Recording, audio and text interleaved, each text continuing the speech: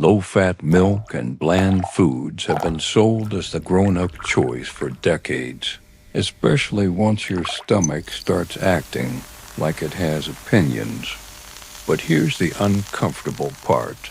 The very foods that feel gentle can behave like fine grit in a machine too small to notice today, but persistent enough to wear down the system that's supposed to keep your gut calm.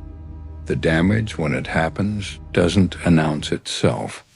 It accumulates quietly, and it often gets mislabeled as just getting older. After 40, your margin for error narrows in ways most labels never admit. Your stomach acid tends to be less aggressive than it used to be, which changes how proteins and sugars get broken down before they ever reach the intestines. Your liver is still doing its job, but it's juggling more medications, more years of exposures, more everyday chemicals that don't come with warning labels. Your kidneys are still filtering, but they're filtering a lifetime of tiny decisions, not one big mistake. And your nervous system, which is wired straight into the gut, becomes less forgiving to repeat irritation. The problem is that when digestion becomes less efficient, the leftovers don't vanish. They move down the line, where microbes ferment what wasn't fully handled upstream, creating gas, chemical byproducts, and irritation that feels random. This is the trap. Slow digestive friction gets misattributed to normal aging, when it's often the result of food choices that were marketed as safe. That's why low-fat milk deserves a closer look. People reach for it because it sounds responsible. Less fat, lighter on the stomach, easier on the heart-clean adult logic. But fat isn't just extra. In digestion, fat is a brake and a buffer. It slows how fast food leaves the stomach. It helps trigger bile release, and it changes how intensely sugars and proteins hit your small intestine. When you strip fat out of milk, you change the delivery system, not just the calorie count. Think of fat like the shock absorbers on a car.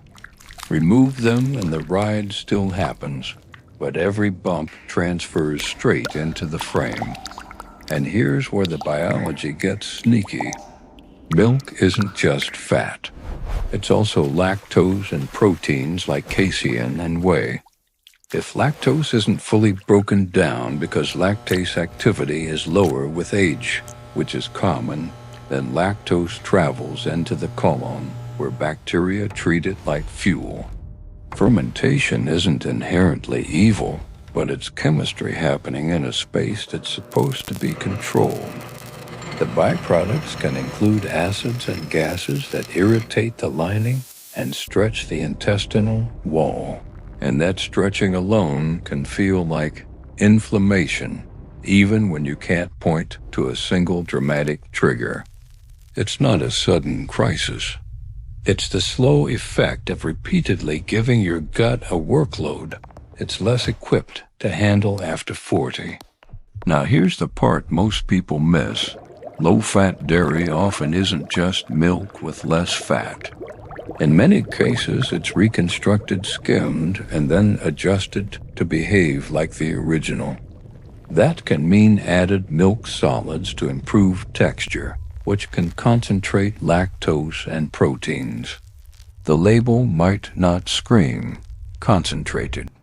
It might just quietly include terms like non-fat milk and milk solids. To your gut, concentration matters.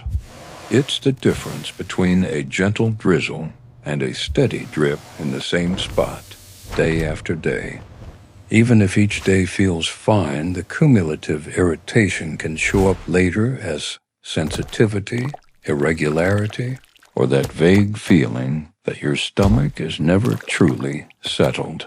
But the bigger misdirection is the way bland foods get treated like a medical category when it's really a marketing mood. Bland usually means low spice, low acid, low obvious triggers.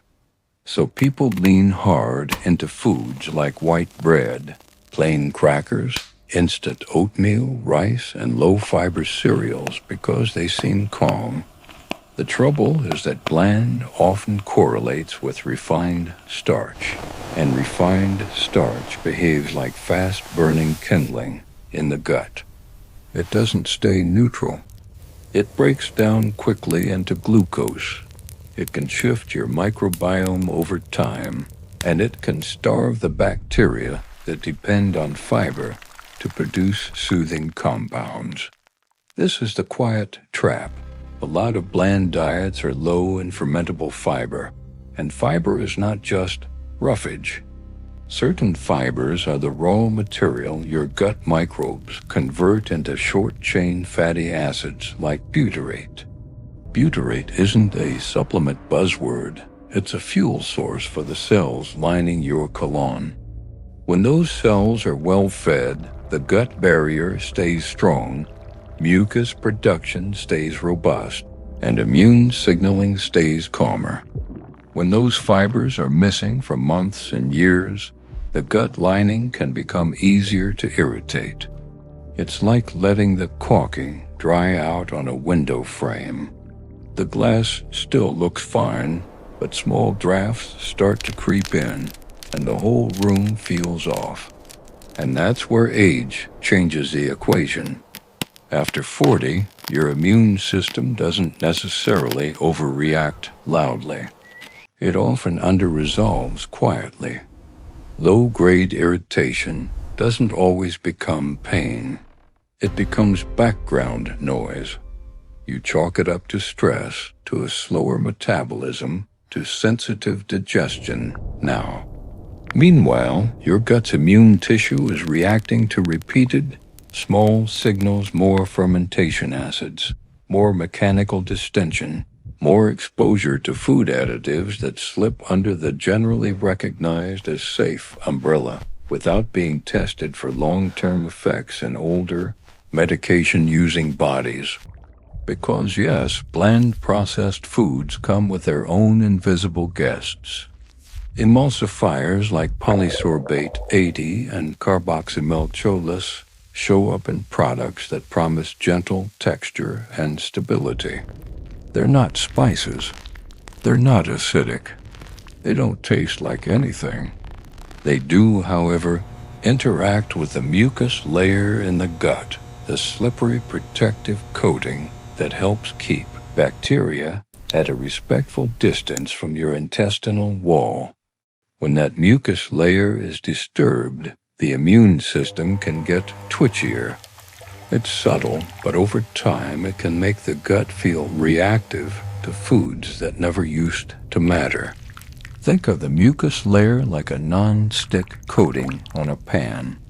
You don't notice it until it's damaged, and then everything starts sticking. Another ingredient that hides in plain sight is added sugar, especially in easy-on-the-stomach foods that feel medicinal. Even products marketed as simple can contain cane sugar, maltodextrin, or corn syrup solids. Maltodextrin is a particularly deceptive one because it doesn't taste as sweet as you'd expect, so the brain reads it as harmless.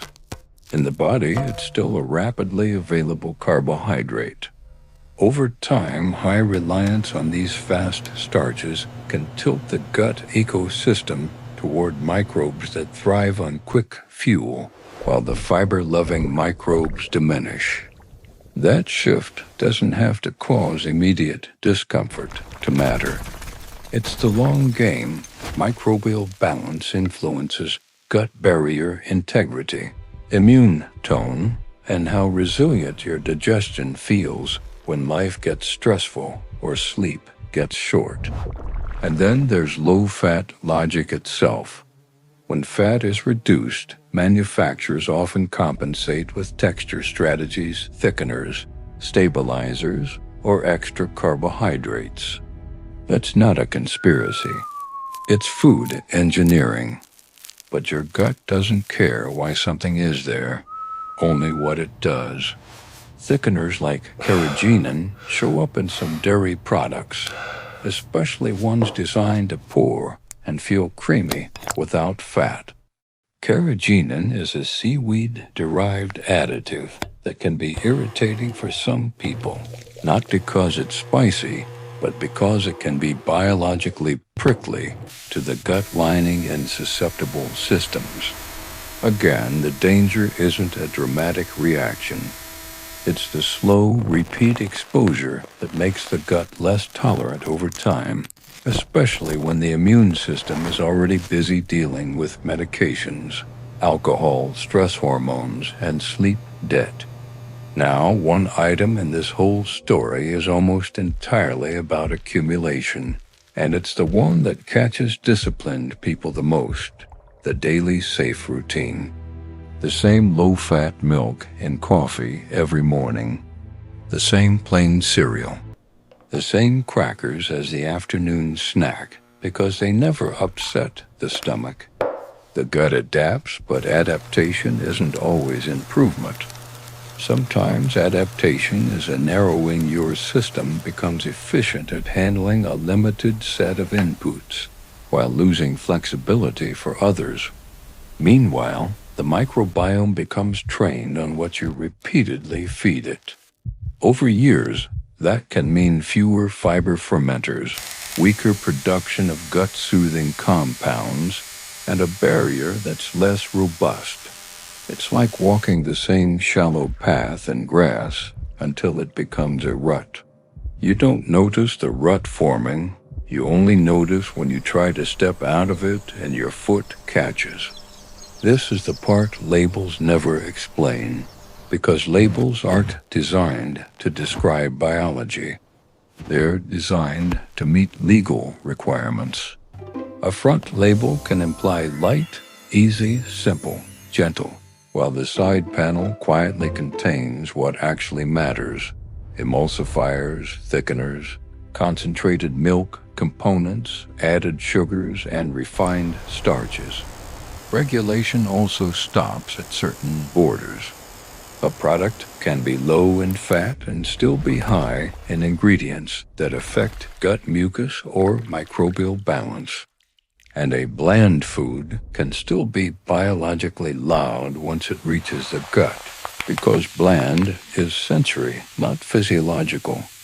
So what do you do instead, without turning eating into a full-time job?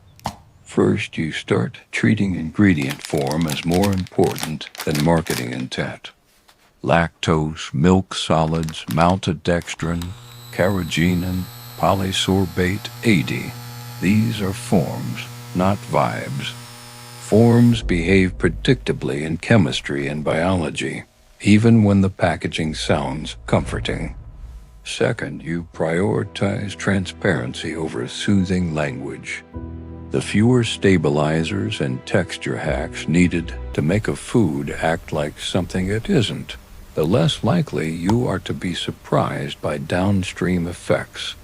Third, you reduce your gut's workload by building meals that digest at a human pace, less reliance on refined starch as a default safe option, and more emphasis on foods that support the gut barrier over time, especially those that naturally bring fiber back into the picture without needing a health halo. Low-fat milk and bland foods aren't automatically bad, but the category has been treated like a safety zone when it's really a loophole where biology gets ignored. And from now on, you'll recognize that the calmest tasting foods can be the most quietly demanding on an aging gut.